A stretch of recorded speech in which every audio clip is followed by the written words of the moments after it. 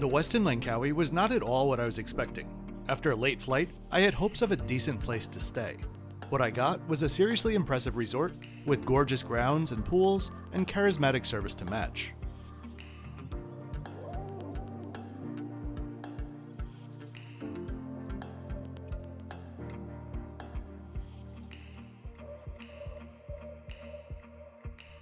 Take a look at the resort's details and let me welcome any of you that might be new to the channel. My name is Kevin.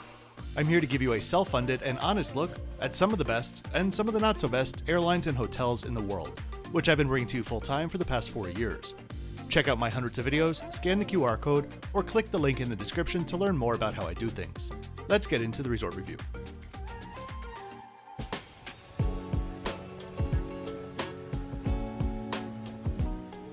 If I have a late arriving flight or an early departing flight, I always choose more affordable options for those nights when reviewing resorts.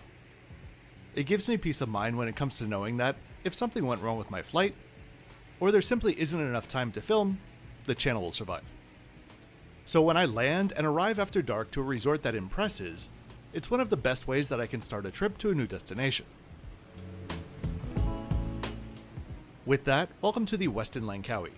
This property originally opened in 1995 as a Sheraton, but was converted to this Westin after a major renovation in 2006.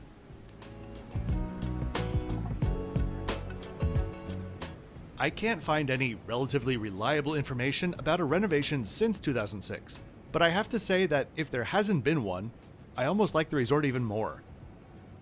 It is impressively well maintained and has grounds that are beautiful enough to look past a few dated bits here and there, as I alluded to already. But when I say dated, I just mean the design of things. I'm not speaking about condition or anything like that. The resort has 221 rooms in the primary building attached to this open-air lobby, and then there are also some villas near the beach. Just in front of the lobby is the breeze bar looking out over the resort grounds and the Andaman Sea.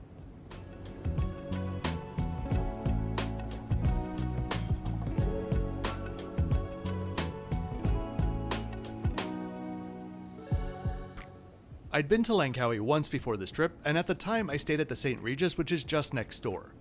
While staying there, we came to the Westin one afternoon just for a coffee in the breeze bar to see what the property was like. Honestly, I remember not being too impressed with it. Maybe it was just because I was coming from a St. Regis, but without that sort of built-in bias now, I really grew to enjoy the Westin and its unique architectural cues.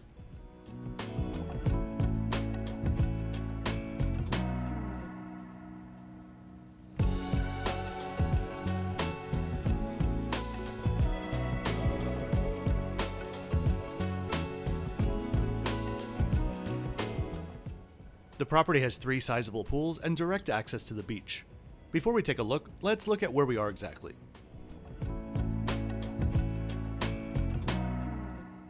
Located roughly between Phuket and Penang, Langkawi is an archipelago of 99 islands, and its namesake is the largest of them.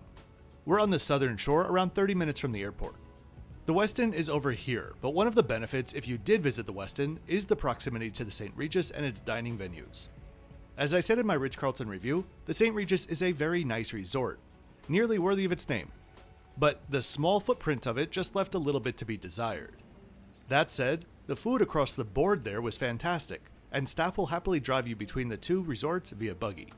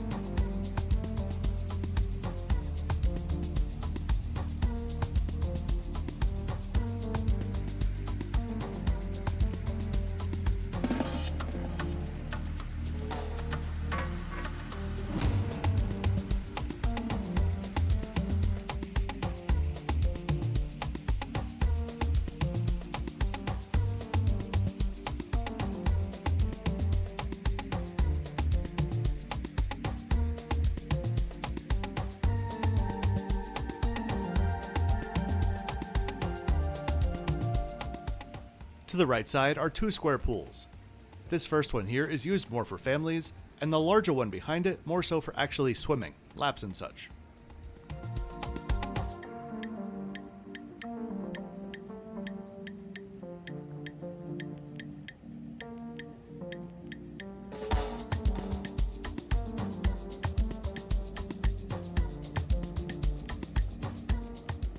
Chairs set up with clean cushions and raised umbrellas with towels being put out just after sunrise, I always think is a very good indication of how a resort is run, or at least what their priorities are.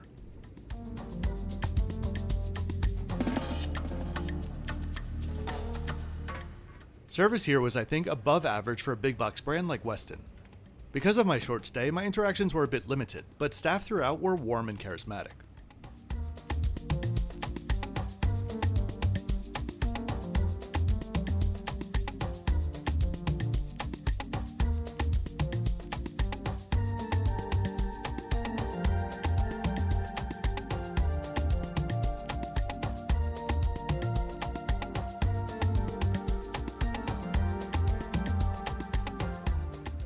Resort stays like this truly would not be possible without your support on Patreon. Airline videos and hotel videos make money in very different ways on YouTube. So if you appreciate these kinds of unsponsored videos, please consider checking out my page. You can also help the channel continue to grow by liking the video and subscribing to the channel, or joining my YouTube channel memberships. Whatever you do, thanks for doing it.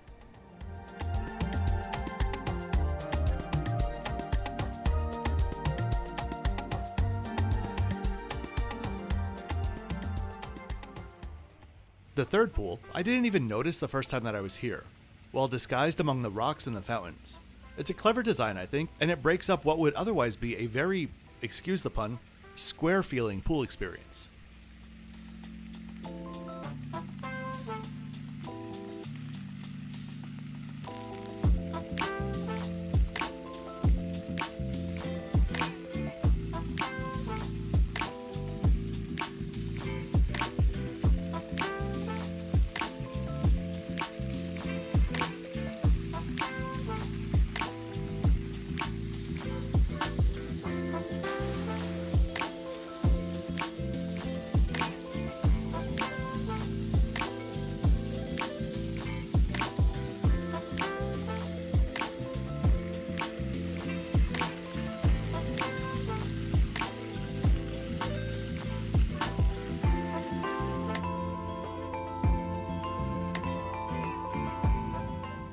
Just next to the third pool is the Tide restaurant, open for lunch and dinner.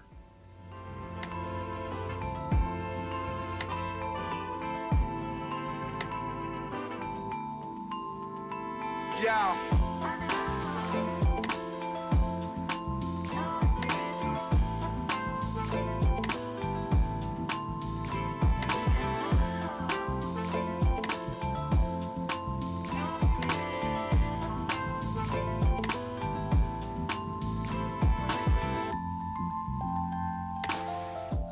Beyond the pools is the beach on the right and the villas on the left.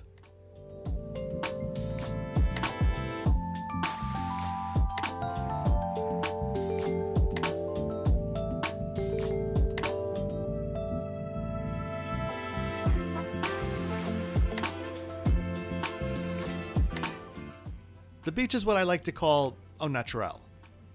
It is by no means dirty, but given the fact that the water is very clean, it does not seem like they rake it all that much.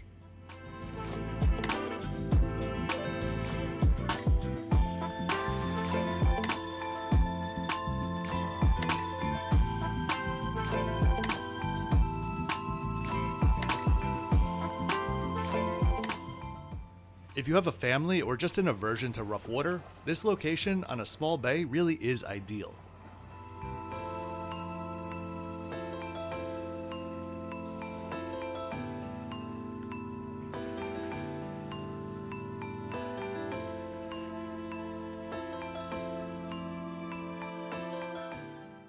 Okay, let's go head up to my room. I booked a standard No View King and was upgraded to an Ocean View King at check-in due to Bonvoy Gold status.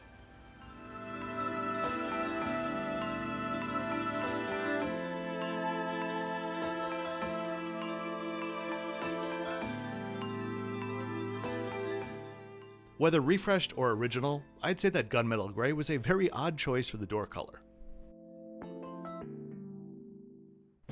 The room is a standard setup with the bathroom to the left leading into the bedroom. While it's not my personal taste, I do give them credit for maintaining the furniture and fixtures in near pristine condition, especially with the added difficulty of everything being white. As we take a look around, I'll put up the extra bits.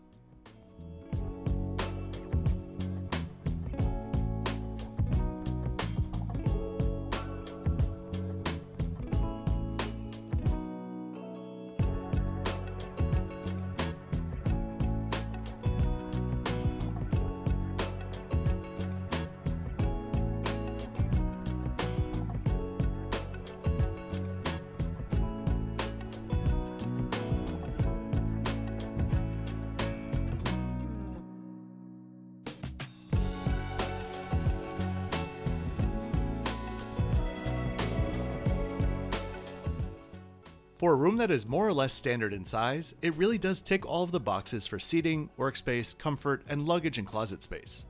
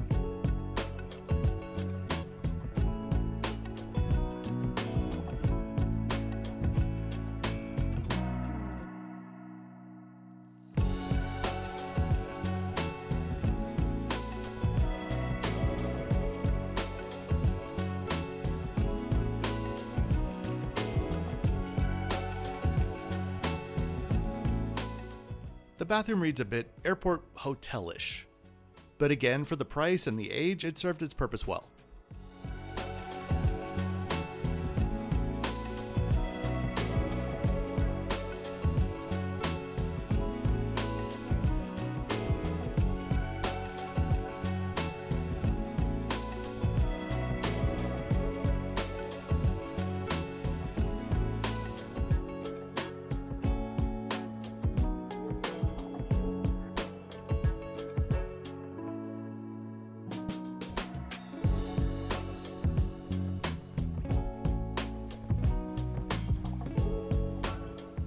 Last but not least, the beautiful balcony with views of the sea and grounds.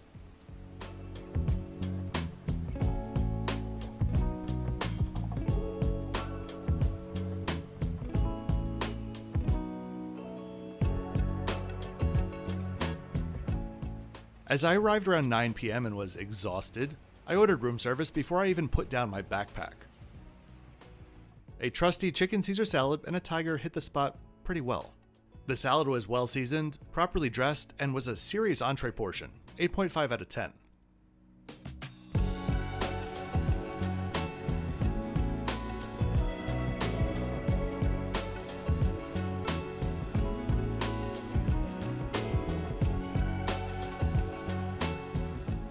The next morning, I headed to Seasonal Taste for their breakfast buffet.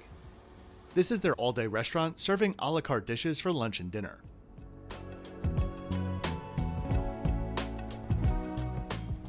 Overall, the offering was good with a whole lot of staff available to help you pick out whatever you needed. My first impression walking around was that the buffet was good, but nothing really special. Luckily, I found a separate area that they were hiding, not really, where all of the Malay and Indian dishes were. After I discovered those, I thought this was a well-rounded offering, which I think can safely be placed at a 6.